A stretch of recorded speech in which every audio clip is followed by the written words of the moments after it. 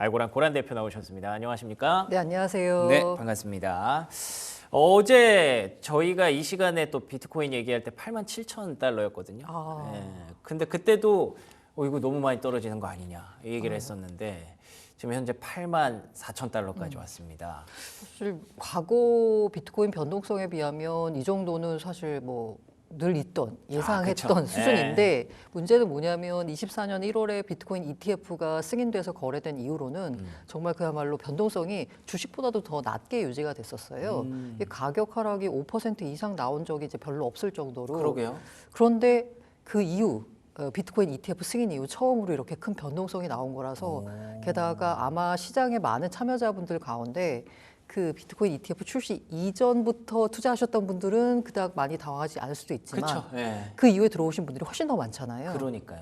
게다가 사람이 약간 타성에 젖는다고 이제 변동성이 이렇게 작으니까 앞으로도 계속 그럴 것이다라고 생각했었는데 맞아요. 갑자기 일종의 이제 사람 뒤통수를 때리는 느낌의 맞아요. 지금 변동성이 나오니까 저 투자자들은 당황할 수밖에 없고요. 저도 역시나 89,000선까지 그 약간 내려올 수 있지만 약간 일종의 지지선 같은 느낌을 작용했었거든요. 그쵸. 너무 힘없이 내렸습니다. 그 부분에 있어서 지금 하락이 좀 심상치 않은 모양새가 연출되고 있는 건 맞습니다. 그렇군요. 그리고 약간 이 뭐 이른바 이제 장기 추세선이라는 걸 말씀들을 하잖아요. 많이 네네. 장기 추세선을 보면 89,000달러 선에서 121선이 이제 유지가 되고 있었는데 그 밑으로 내려오면서 이른바 이제 주식시장에서 말하는 데드 크로스가 발생한 상황이라서 아이고. 더 분위기가 안 좋고요. 네. 제가 사실 제일 걱정하는 부분은 뭐냐면 네. 지금 오늘 ETF 통계가 그러니까 26일 기준 ETF 통계가 아직 이제 안 나왔어요. 그런데 25일 기준으로 해서 ETF에서 1조 3천억 원에 달하는 자금이 유출이 나왔습니다. 아, 그래요? 이 역대급 자금 유출이었습니다. 거의 10억 달러 가까이 나왔었거든요. 뭔가 좀 투기성 자산이 순식간에 좀 빠져나갔다라고 해석이 될 수도 있겠네요. 그러니까 제가 걱정하는 부분이 이 그 주기영 크립토펀드 대표가 코호트 분석이라고 해서 이렇게 매수 주체별로 각자의 매수 단가가 얼마냐를 이제 따져봤습니다. 그 가운데 뭐 채굴자들 있고 뭐 오지라 그래가지고 옛날부터 들고 있던 고래들 뭐 이 사람들은 막 2, 3만 달러 되니까 걱정들을 안 해요. 네.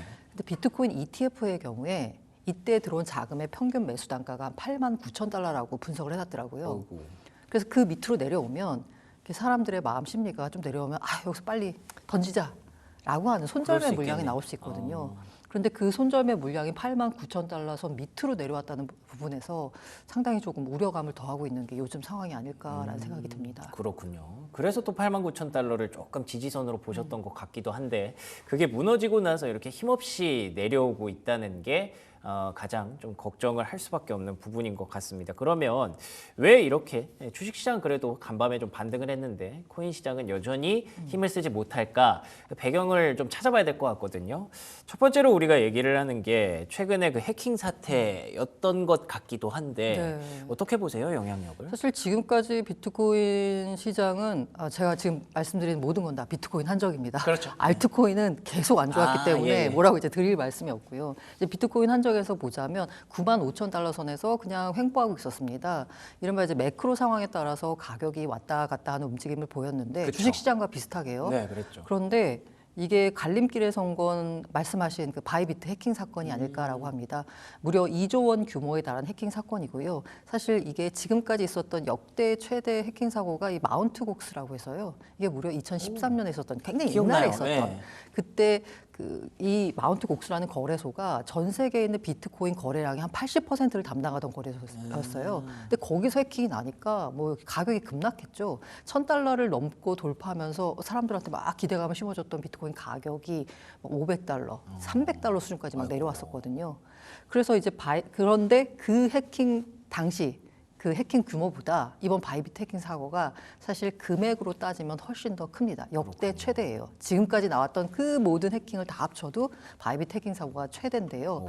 이게 근데 이제 개수로만 따지면 사실 가격 자체가 많이 올랐기 때문에 개수로만 따지면 그렇지 않은데 규모로만 따지면 2조 원이고 게다가 바이비트가 들고 있는 그 전체 리저브 물량의 한 8%쯤 되는 물량을 털린 거예요. 예. 그래서 사람들이 굉장히 많이 걱정했습니다. 그래서 가격도 하락으로 반응했었는데 그나마 제 생각에는 이 정도 수준에서 방어를 한 건 이 바이비트나 아니면 바이비트를 둘러싼 여러 이 업계가 현명하게 대처를 했기 때문에 이 정도 수준에서 막아냈다라고 봐요. 앞서 말씀드린 대로 이제 89,000 너무 쉽게 내렸다는 말씀드렸잖아요. 예. 그 이유가 아마 바이비트 해킹 사건이 겹치면서일 것 같은데 만약에 이거 대처를 잘못했으면 그야말로 이 시장 전체가 혼돈에 휩싸였을 텐데 이 바이비트 CEO가 그 해킹 사고가 터지자마자 정말 투명하게 공개를 하고 그 우리 해킹 당한 거 맞다. 그리고 나서 해킹 사고를 밝힌 지 1시간 좀 지났을까요? 바로 라이브 스트리밍을 켜고 궁금한 거 다 물어봐. 이런 식으로 이제 적극적으로 대응을 했거든요. 그리고 이제 업계에서도 이게 빨리 공개를 하니까 그 해커들의 주소가 나오잖아요. 해당 주소를 블랙리스트에 올리면서 여기서 이 주소로 자금 세탁하는 거는 다 한번 지켜보고 다 막아라, 동결시켜라 라고 이제 업계에서 다 같이 나섰습니다. 예. 그러다 보니까 그리고 결정적으로 중요한 게 원래 해킹 사고 터지면 입출금을 막아버리거든요. 예.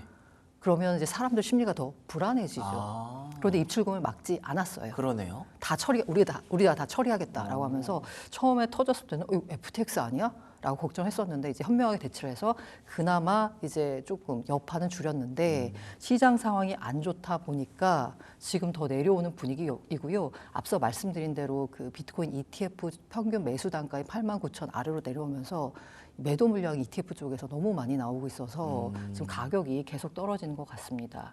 그렇군요. 일단은 뭐 말씀해 주신 대로 95,000달러에서 지켜주고 있었을 때는 주식시장과 비슷한 움직임을 좀 보였었는데 거기에 이제 해킹 사태가 들어오면서 이게 좀 개별적인 이슈로 좀 굉장히 또 큰 이슈로 발전을 했던 것 같습니다. 그래서 지금 코인만 가상화폐 시장만 좀 더 크게 타격을 받는 그런 느낌을 지울 수가 없고요. 이 외에도 사실 요거 빼고 나서도 주식시장도 안 좋았던 것처럼 뭐 관세 우려라든지 뭐 여러 가지 우려들이 같이 작용을 하고 있는 것 같은데 어떤 것들이 좀 더 리스팅을 할 수가 있을까요? 해킹 이제를 제외한 다른 요인을 보자면요. 예. 일단 코인 시장 외부 요인으로 보자면 미국 증시 상황, 뭐 간밤에는 올랐습니다만은 이제 월가 쪽에서 무슨 S의 공포니 뭐 이런 얘기들 막 나오고 있잖아요. 맞아요. 스태그플레이션 얘기가 나오고 있고요. 빅테크가 별로 안 좋았어요.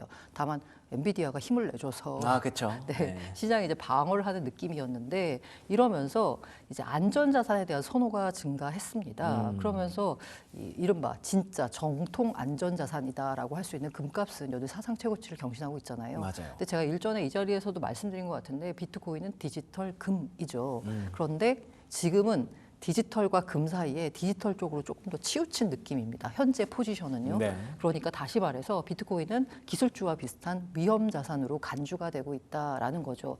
그러다 보니까 뭐 빅테크 안 좋을 때 비트코인도 안 좋은 흐름을 보였고요. 그 사실 비트코인 가격 흐름을 아주 긴 시기열로 보자면요. 뭐 무슨 반감기다 뭐다 뭐 여러 가지 말들이 많은데 대체적으로 전 세계 이제 유동성 지표인 글로벌 M2요. 그것과 거의 일치합니다. 아, 그래요? 네. 그리고 글로벌 M2와 이제 일치한다는 얘기는 뭐냐면 시장에 돈이 많이 풀리면 네. 이게 이제 욕조에 물을 담으면 물이 이렇게 차면은 이게 넘치잖아요. 그쵸. 그 넘치면서 그 돈이 비트코인까지 흘러 들어갔다라고 보시면 될 것 같아요. 그래서 가격이 올랐다라고 보시는데 그런데 지금 보니까 글로벌 M2 증가율이 둔화가 되고 있습니다. 이런 추세가 이어지면 오히려 감소세도 되지 않을까라는 느낌마저 들 정도로 증가율이 확연하게 꺾이고 있거든요. 과거 보면 증가율이 둔화가 됐을 때 비트코인의 가격 하락이 나왔습니다. 그래서 이 글로벌 M2도 별로 지금 좋지 않은 상황이 있고요. 두 번째로 이제 코인 시장 내부 요인으로 보자면 앞서 말씀드린 대로 이제 해킹 사고가 있었고요. 그 해킹 사고로 인해서 이른바 지지선이라고 할 수 있는 89,000달러 선을 내주다 보니까 지금 비트코인 ETF 발 약간 매도가 나오고 있습니다. 지금 보자면요.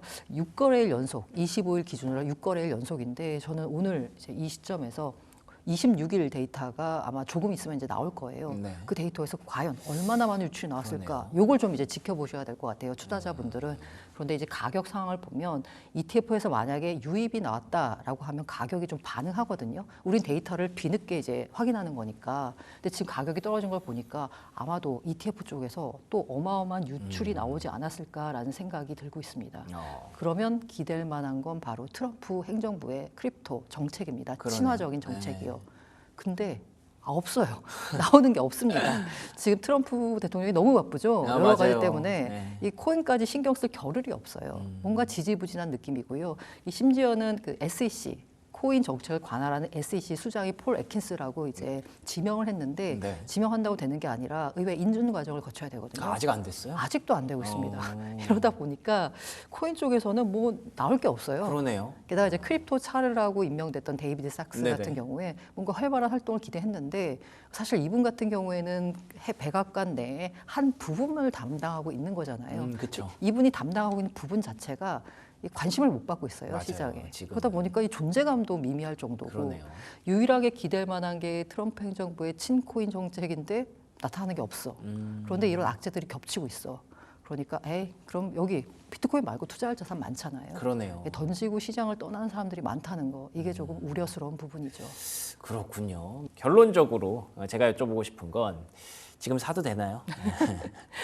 그 재밌는 통계가 있더라고요. 이게 비트코인을 그 지금 탄생한 지 꽤 오랜 시간이 지났잖아요. 매일 적립식으로 400일 이상 했으면 어느 구간에서 시작했건 간에 무조건 플러스입니다. 오, 그래요? 네, 400일 이상 했으면. 400일? 네. 그리고 만약에 적립식 투자가 아니라 한 방에 들어갔습니다. 네. 지금까지 비트코인의 역사상으로 보자면 4년 이상 투자하면 무조건 플러스였어요.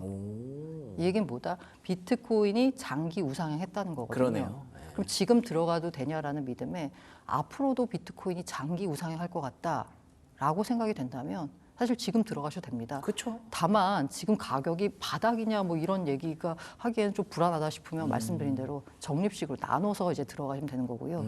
그런데 여기서 나는 장기 우상할 것 같지 않은데? 라고 생각하면 사실 투자를 신중하게 고려하셔야 되겠죠. 가격이 얼마가 됐건 간에요. 네. 근데 저는 개인적으로 이제 장기 우상향을 믿는 사람이기 때문에 누가 저에게 물어본다면 적립식으로 나눠서 좀 들어가라라는 말씀을 드립니다.